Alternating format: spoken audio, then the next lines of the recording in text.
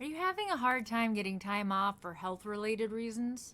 You have no idea, but my boss is the biggest jerk. Follow these important tips in order to get a yes without hurting your office relationship. Let's look into that. So this video is for both those of you... Really? So this video is for those of you who have a chronic illness or may be disabled or may even be a caregiver of somebody with those things. Asking for time off from your boss, especially when you have to do it fairly often, is really nerve-wracking because you're worried you'll be judged, you're worried that they'll say no, you're worried what they'll think of you depending on your illness. I have performance anxiety. Honestly, the biggest hurdle through this whole thing is going to be overcoming your fear to do it.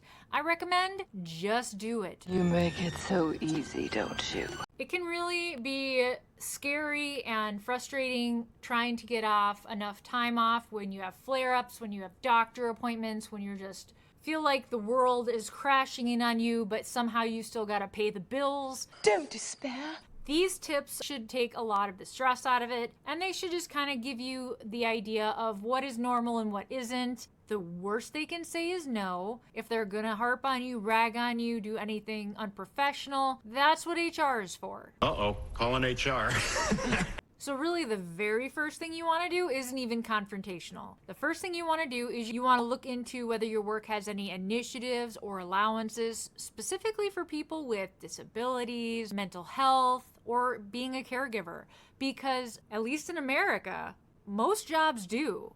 They just don't advertise it. We probably have rights! Yeah! And the second thing you really want to figure out ahead of time before you go see anyone is you're going to need to determine exactly how much about your health you want to disclose. Some things are very sensitive, very hard to bring up, or you may just not want certain people knowing. Bosses are great, but some of them are gossips. My boss is a total jerk. So you wanted to figure out ahead of time how much of that you want to let them know. And the last thing you kind of want to do before you ever approach your boss is you want to know the rules of what exactly should be allowed by law, as there are rules against discrimination against disabilities. Now, the best places to look these rules up are the FMLA, the ADA, and the EEOC, which I will have links to all of these below in the description. What's the next thing you do? Okay, you got all the rules down. You figured out everything you need to know. You know what your rights should be, what you should be allowed, and why. So now you're gonna go in. And talk to your boss. In my experience, the earlier you let your boss or HR representative or whoever's in charge of all this know, the better. When I got hired on to the last place I worked, I was not doing very well with health. I let them know right away when I was being hired, hey, I have these issues, I have a lot of doctor appointments, this is going to happen. And they were very understanding, very willing to accommodate my schedule, as they said. It didn't quite work out that way as time went on until I learned the rules and initiated these practices, but the fact that they knew about it when they hired me made a very big difference. The next one seems kind of obvious. You are so making this so hard. The next thing seems kind of obvious, but really the hardest thing is let them know the dates and times of your appointments well in advance. Seems obvious? A lot of people have a hard time with this. They decide to tell them the week of or the day of, I have to go do this. If it's possible, tell them early. Well, how early? Oh, very early. The earlier you inform them, the less of a chance they can say no without getting into trouble. Now, obviously, there are emergencies and things that do happen the day of, and you have to just go in, let them know it's an emergency, and you have to go in.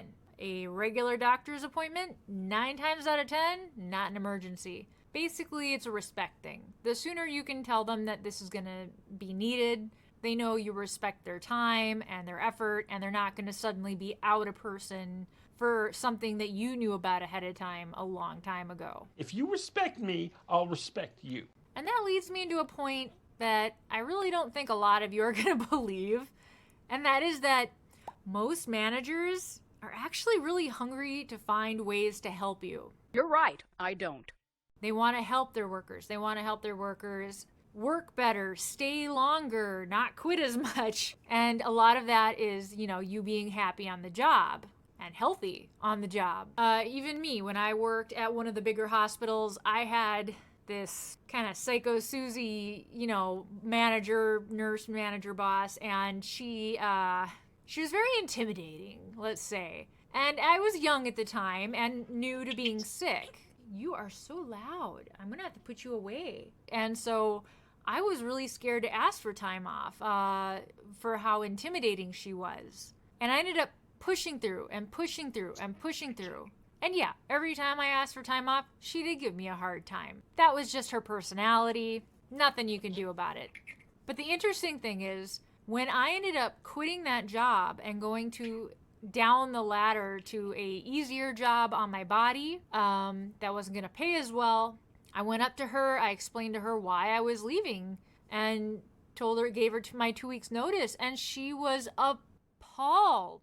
She was like, why didn't you ask for less time, a shorter schedule or whatever? You never even asked for these things. You were just taking all your sick time, all your days off. You never asked for a shorter schedule. You never asked for shorter hours, less time on call. And I was like, well, you gave me such a hard time off for any other time. And she goes, that's just how it is. We don't want people abusing the system. She goes, if you had asked for it, she goes, I know you're having issues. I would have given it to you. She goes, I probably would have made a stink about it, but I still would have given it to you. That's messed up. That's when I learned, just ask. You can always just ask. It ended up being a good thing I went down the ladder anyways, as my body was failing fast at that point, and I wouldn't have been able to continue that job much longer. But if I had done that 6 months or a year earlier, I might not have gotten as bad as I did. I mean, crying out loud, I think back, and I might have saved myself so much heartache, so much flaring, so much getting physically worse just by asking. Just by asking. So yeah, managers do want to help, even if they're hard at it. Now, an important thing when you do finally ask them for your time off, your appointment time off, make sure that you also let them know your plans to make up for the work you're missing. And make sure to actually keep your word on this, because otherwise they may not be so lenient in the future letting you off.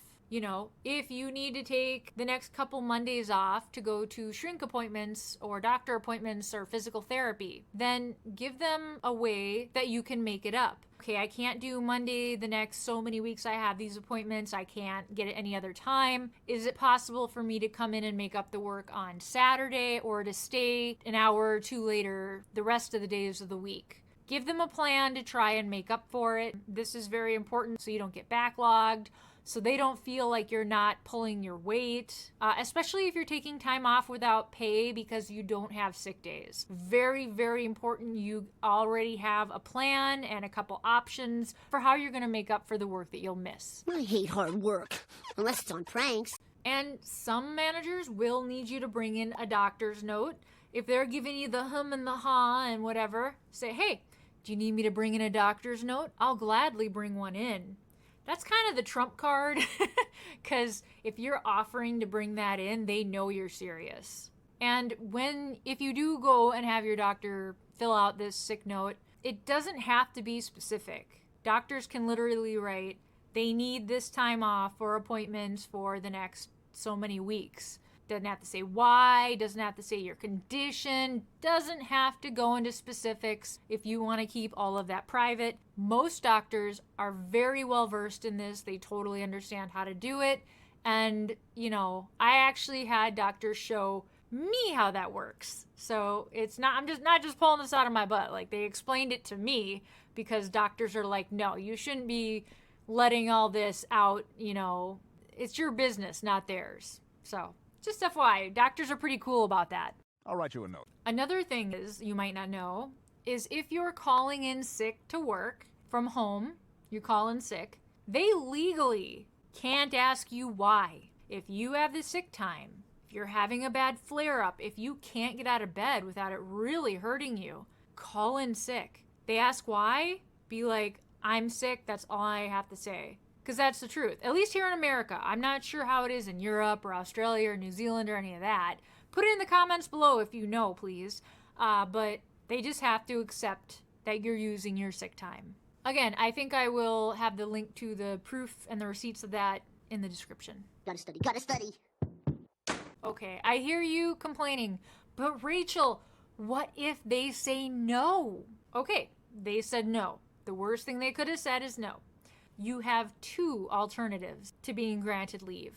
The first one is just completely altering your work schedule. So you can try and get them to change your work schedule to conform to these appointments. So you can move to part-time. That's one of the things I did at one point. You can change it from like Tuesday to Saturday or Wednesday to Sunday, so that you'll have Mondays and Tuesdays open for all your doctor appointments or whatever. Most jobs are looking for people to work the weekends. Yeah, it's not super fun, but if you're as sick as I was when I did this stuff, the weekends don't really make any difference anymore.